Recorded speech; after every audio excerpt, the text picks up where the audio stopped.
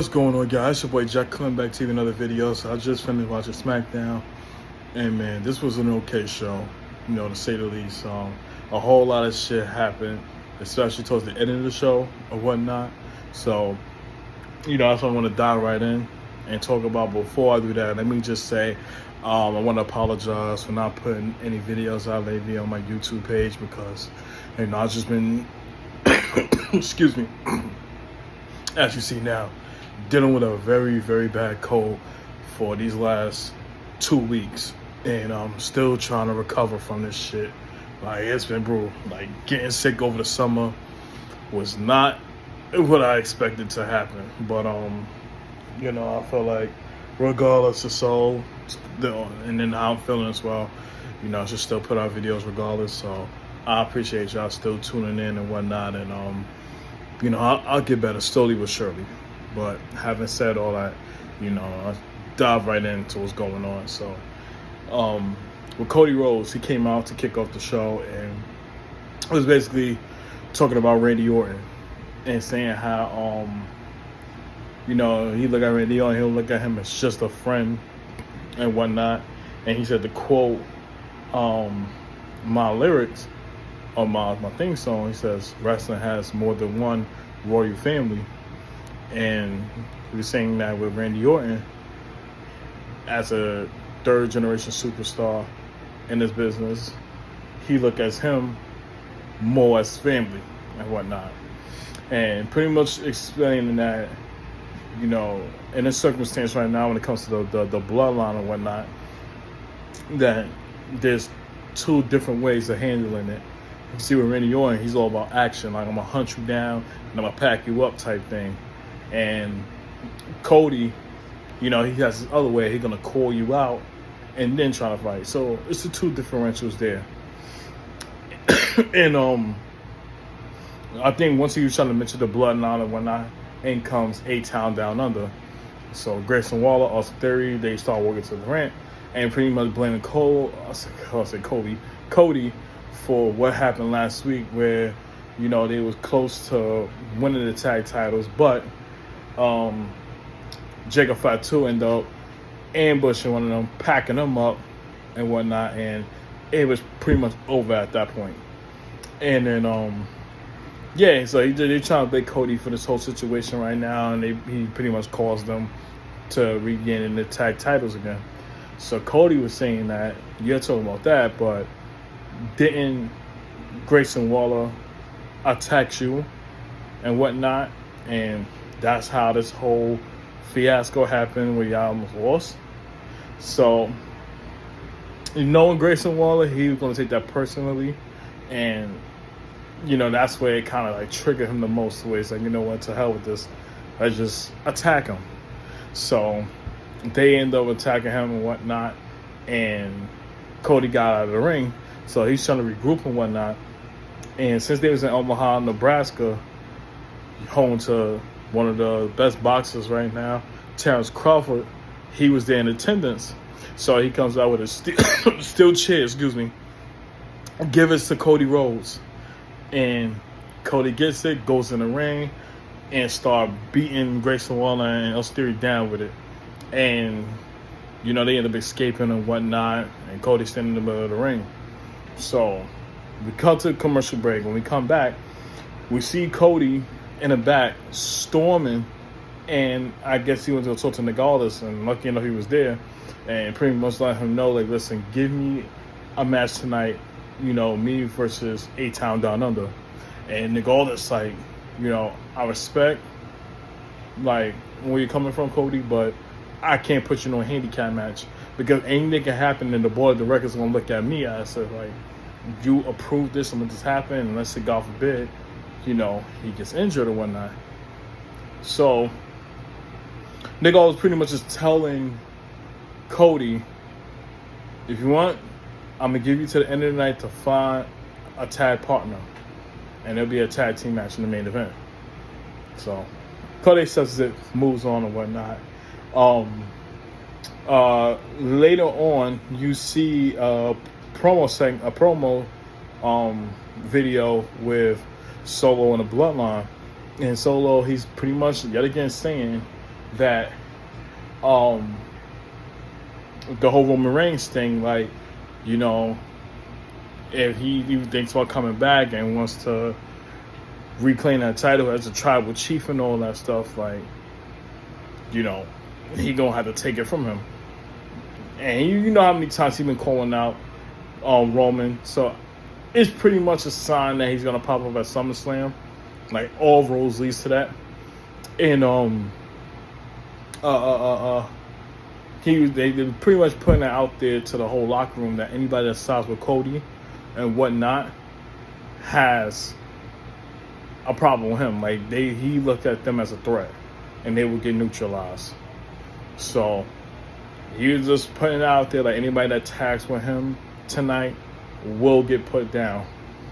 So that promo ends, and we cut to the main event, and you see Cody's walking like he's going towards the gorilla position.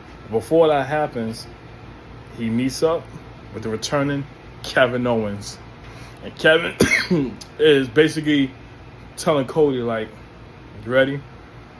And once he gave that nod, he ended up proceeding past the gorilla position to the curtains, you know, going down the ramp. And we started kicking off the main event match. So that was pretty good and all that. And of course, you already know Cody Rhodes and Kevin Owens going to win. However, after they got the victory and started celebrating, and comes Solo in the Bloodline. So Solo and them walking down, and Cody Rhodes feel like it's a perfect opportunity to do a suicide dive out the ring onto them and pretty much like start putting them down. So as that's happening, you have Tonga Logo in the ring and fighting Kevin Owens. So Kevin does this irate thing and pretty much gets Tonga Logo out of there. Meanwhile, Cody is proceeding all the way to the announce table with Solo. So Kevin Owens comes up there, helps him out, like they stripping the top part of the announce table to get everything off and set him up to get a powerbomb on the announce table. So just when that was about to happen, here comes Jacob Fatu, attacks Cody and all that. Then starts to get to Kevin Owens. Kevin Owens still trying to fight him off and whatnot, but 2 super kicks later, you know, he's pretty much out of there. So he throws him into the ring. Excuse me. And as it's happening, Solo, Tonga Loa picks up Cody and pretty much holding him down. And watching Kevin Owens catch a beat down from Jacob Fatu. So he put Kevin Owens in the corner, and he's just like flat out, like just standing in the corner of the ring. So he does that Umaga move every time where he runs and then he turns, and it's like he's pretty much hit his like paws and hit his ass in the face of his opponent. So it looks like that. I forgot what the move was called. Y'all let me know in the comments below. But he does that about, I'd say, 3 to 4 times. And this was shades of what happened last week where they had Cody Rhodes tied up to the ropes as Jacob Fatu was super kicking the shit out of Randy Orton. And he couldn't do anything. So, you know, it was kind of shades of that. So they had him watch and let him know, like, yo, like, every person that attacks with you is going to get packed up. And we're going to make sure that you get a glimpse of what's happening. So once that was all done, they decided to take Cody Rhodes and powerbomb him onto the announce table.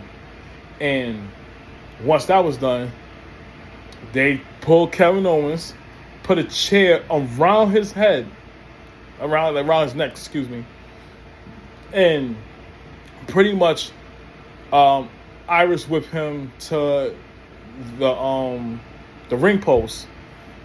He hits it, falls down. Like it's really like getting out of control right now. You know, pretty much they're gonna send security to try to get the bloodline up out of there, but that wasn't happening. You know, they fearing for their life, so you know that's where things got really out of hand. And now this makes me think, like, who was going to help out Cody Rhodes? We're 2 weeks away. You packed up Randy Orton last week. You packed up Kevin this week. Do we get a return of Jimmy Uso next Friday? Who knows? But this is where things get interesting. And we know this is going to be the main event match of SummerSlam. And I truly think when that time comes, Roman Reigns is going to come out. It's bound to happen at this point. Especially how Solo's operating things and they pretty much packing up everybody. Yeah, it's bound to happen. So, I can't wait for that. And this actually makes Solo look strong. It makes the Bloodline look strong, like they are forced to be reckoned with.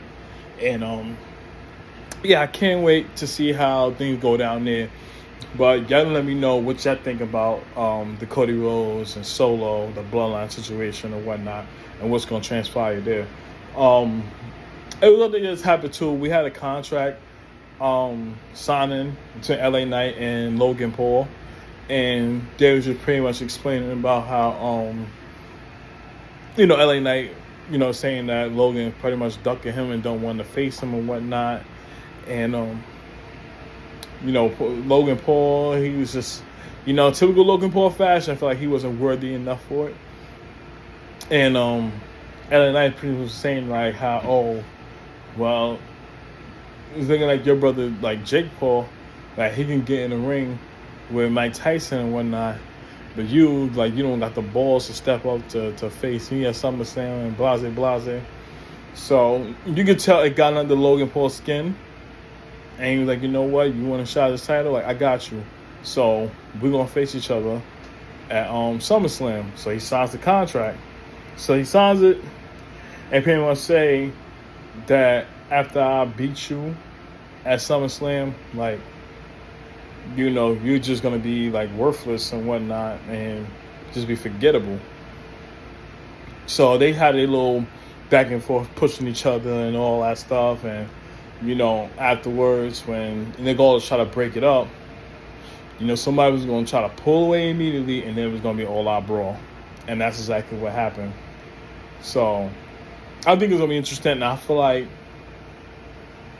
I said plenty of times, LA Knight needs to beat Logan Paul at SummerSlam. Bottom line. Like, that needs to happen. So, we'll see how things goes down and whatnot. And then there was a backstage segment with Nia Jax and Bayley and all that stuff. Like, it was all right. I feel like their match is going to be it's going to be all right, but it's not going to hit like all these other matches that's going to go down. And we look at the biggest thing of it all, and that is Tiffany Stratton potentially cashing in, on the winner of that match specifically, which I think is going to be Nia Jax. So we'll see how things goes down right there. But all in all, this was a very good SmackDown, to say the least, and whatnot. And I know next week is going to be pretty crazy as well. So comment down below. Let me know what y'all think of tonight's SmackDown. What you think about Cody Rhodes and the Bloodline and all that stuff. What you think about Logan Paul and LA Knight, who you think gonna win that match, and everything else. But I appreciate y'all tuning in. Appreciate the love and support. Make sure you hit that like button. Make sure you guys subscribe to the channel. Click that notification bell so you get notified anytime I drop some new video right on this channel right here. And let's continue to build up, baby, on the road to 200 subscribers. So I appreciate all the love and support. It's your boy Jeff, and I'm going to catch you on the next video. Peace.